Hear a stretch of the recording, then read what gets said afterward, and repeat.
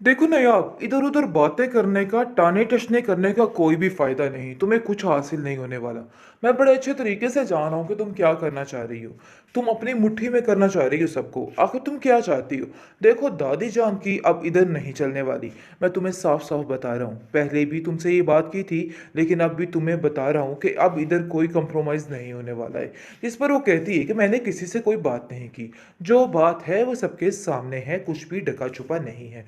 आपकी माँ की हरकतें दिन ब दिन बढ़ती जा रही हैं और ऐसा लग रहा है कि जैसे वो मार ही देगी मुझे, जिसको सुनकर वो कहता है तो इसमें कोई शक नहीं है, आप लोगों के साथ ऐसा ही रवैया होना चाहिए।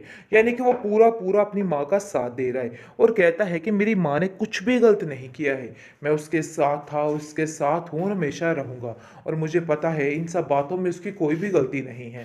यानी कि किसी भी तरह से वो अपनी माँ की बात को मानने को तैयार ही नहीं है, क्योंकि वो भी उसी टाइप का इंसान है। लेकिन जुनैद को इन सब बातों से बहुत गुस्सा आता है और वो आता है नयाब के पास और कहता है कि मैं आपसे वादा करता हूँ जो कुछ आपके साथ हो रहा है, मैं उसका दावा करूँगा और सब कुछ ठीक कर दूँगा। आप परेशान मत हों। उसको पूरे तरीके से तसल्ली देता है और बार-बार एक ही बात कह रहा है कि मैं आपका भाइयों की तरह साथ देने को तैयार हूँ, आप बिल्कुल फ़िक्र मत करिएगा। लेकिन कोई उसकी बात समझने को तैयार ही नहीं है। तानिया तो और ही गेम चलाना शुरू हो गई है और ही बातें करनी शुरू हो गई है। आखिर ये लड़की क्या चाहती है और क्यों ये सब कुछ कर रही है? सिर्फ़ और सिर्फ़ नयाब को इस घर से निकालने के लिए, बल्कि अपनी जगह इस घर में बनाने के लिए, ज़ावियार के लिए। और अब देखेंगे कि ज़ावियार साफ-साफ कह देती है नयाब तानिया से कि तुम जो चाह रही हो देखो ऐसा कभी नहीं होगा। पहले मैंने नहीं सोचा था, लेकिन हकीकत यही है कि तुम्हारा मिशन कुछ और ही है और शुरू से तुम कुछ और ही सोच रही हो। बहरहाल कभी भी तुम इन सब बातों में कामयाब नहीं हो सकती हो। है आप देखेंगे कि तानिया कहती है कि इन सब बातों में देखो मेरा कोई कसूर नहीं है और बार बार मुझे अंदर धकेलने की भी कोई ज़रूरत नहीं है। दूसरी तरफ दादी जान बहुत ज़्यादा साथ दे रही हैं बेचारी नयाब का और कहती है कि नयाब तुम कभी भी अपने मुंह से ये बात मत निकालना और यहाँ से जाने की तो बात हरगिज़ मत करना। बस मैं तुम्हें साफ साफ बताए दे रही हूँ कि ये लोग तो चाहते ही यही हैं, इसलिए मैं बस तुम्हें अब यही कहना चाहती हूँ कि अपने ये सारे तौर तरीके ख़त्म करो और एक यानी कि नए तरीके से अपनी ज़िंदगी को शुरू करने की कोशिश करो। खैर आप देखेंगे कि ज़ावियार जो है वो तो बिल्कुल ही अलग थलग हो चुका है और उसको समझ आ चुकी है कि नहीं ये चीज़ ज़्यादा देर तक नहीं रहने वाली है। लेकिन निगार इन सब बातों में बहुत ज़्यादा खुश है और ज़्यादा उसको पटियाँ पढ़ा रही है और कह रही है कि देखो ज़ावियार अपनी इस तरीके पर कायम रहना, क्योंकि कायम रहोगे तो सब कुछ रहेगा। इसलिए बेहतर यही है कि बस तुम ठीक कर लो सारा कुछ। आगे से देखेंगे कि बहुत खुश होते हैं नायाब के घर वाले जैसे ही इनको इल्म होता है, लेकिन वो मिलने के लिए जैसे ही आते हैं तो आगे खटपट शुरू हो जाती है और काफ़ी ज़्यादा लड़ाई झगड़ा शुरू हो जाता है, जिस पर आप देखेंगे कि नौबत हाथ उठाने तक आ जाती है और काफ़ी ज़्यादा नायाब की भाभी भी परेशान होती है और कहती है कि आखिर ये क्या माजरा चल रहा है, आप लोग इस कदर जालिम हो जाएंगे मैं तो सोच भी नहीं सकती थी कि आप लोग हाथ उठाने पर आ गए हैं। आखिर आप लोग चाहते क्या हैं, मुझे तो कुछ समझ नहीं आ रही। दादी बेचारी का भी रो रो के बुरा हश्र हो चुका है और वो कहती है कि पता नहीं क्यों आप लोग ऐसा कर रहे हैं, देखिए ये इजाज़त तो दीजिए। ज़ावियार चाहे जो कुछ भी है सारे इख्तलाफात अपनी जगह पर, लेकिन इस बच्चे को मिलने से हमें ना रोका जाए। लेकिन आप देखेंगे कि ज़ावियार कहता है कि नहीं जी, आप इधर ना ही आए तो बेहतर है, इसलिए बेहतर यही है कि यहाँ से चले जाएं। मैं आप लोगों को लिए एक पल के लिए भी यहाँ पे बर्दाश्त नहीं कर सकता हूँ।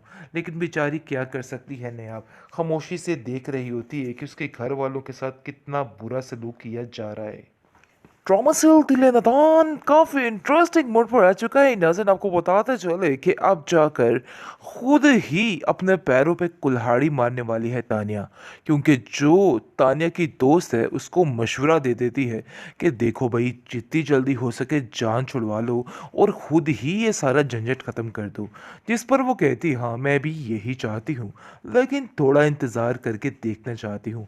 और मज़े की बात तो ये है घर का माहौल इतना मज़ेदार हो चुका है कि मैं क्या बताऊँ, क्योंकि मैं इतनी ज़्यादा खुश हूँ कि तुम्हें बता नहीं सकती कि किस तरीके से नयाब को धिक्के मारकर उस कमरे से बाहर निकाला गया है। जो कि मेरा प्लान था, आज मैं उसमें कामयाब हो चुकी हूँ।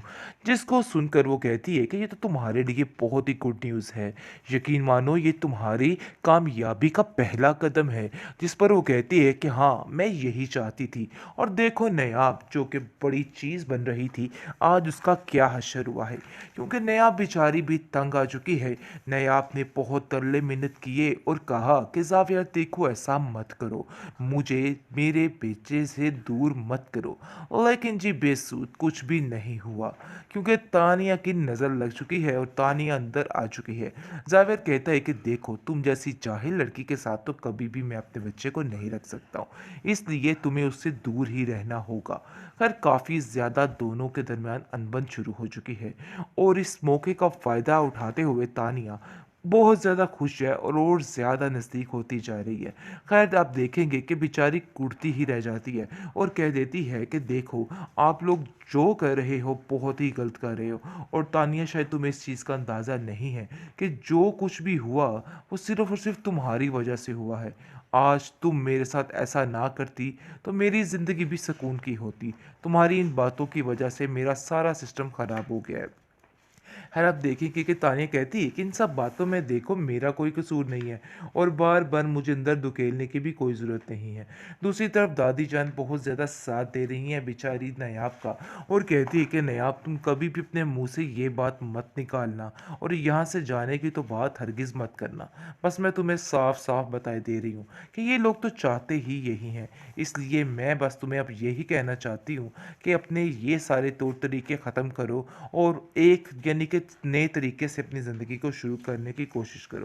खैर आप देखेंगे कि ज़ावियर जो है वो तो बिल्कुल ही अलग-थलग हो चुका है और उसको समझ आ चुकी है कि नहीं, ये चीज़ ज़्यादा देर तक नहीं रहने वाली है। लेकिन निगार इन सब बातों में बहुत ज़्यादा खुश है और ज़्यादा उसको पटियाँ पढ़ा रही है और कह रही है कि देखो ज़ावियर अपनी इस तरीके पर कायम रहना, क्योंकि कायम रहोगे तो सब कुछ रहेगा। इसलिए बेहतर यही है कि बस तुम ठीक कर लो सारा कुछ। आगे से देखेंगे कि बहुत खुश होते हैं नायाब के घर वाले जैसे ही इनको इल्म होता है, लेकिन वो मिलने के लिए जैसे ही आते हैं तो आगे खटपट शुरू हो जाती है और काफ़ी ज़्यादा लड़ाई झगड़ा शुरू हो जाता है, जिस पर आप देखेंगे कि नौबत हाथ उठाने तक आ जाती है और काफ़ी ज़्यादा नायाब की भाभी भी परेशान होती है और कहती है कि आखिर ये क्या माजरा चल रहा है, आप लोग इस कदर जालिम हो जाएंगे मैं तो सोच भी नहीं सकती थी कि आप लोग हाथ उठाने पर आ गए हैं। आखिर आप लोग चाहते क्या हैं, मुझे तो कुछ समझ नहीं आ रही। दादी बेचारी का भी रो रो के बुरा हश्र हो चुका है और वो कहती है कि पता नहीं क्यों आप लोग ऐसा कर रहे हैं। देखिए ये इजाज़त तो दीजिए ज़ावियर, चाहे जो कुछ भी है सारे इख्तलाफात अपनी जगह पर, लेकिन इस बच्चे को मिलने से हमें ना रोका जाए। लेकिन आप देखेंगे कि ज़ावियर कहता है कि नहीं जी, आप इधर ना ही आए तो बेहतर है, इसलिए बेहतर यही है कि यहाँ से चले जाएं। मैं आप लोगों को लिए एक पल के लिए भी यहाँ पे बर्दाश्त नहीं कर सकता हूँ। लेकिन बेचारी क्या कर सकती है नेहा, खामोशी से देख रही होती है कि उसके घर वालों के साथ कितना बुरा सलूक किया जा रहा है।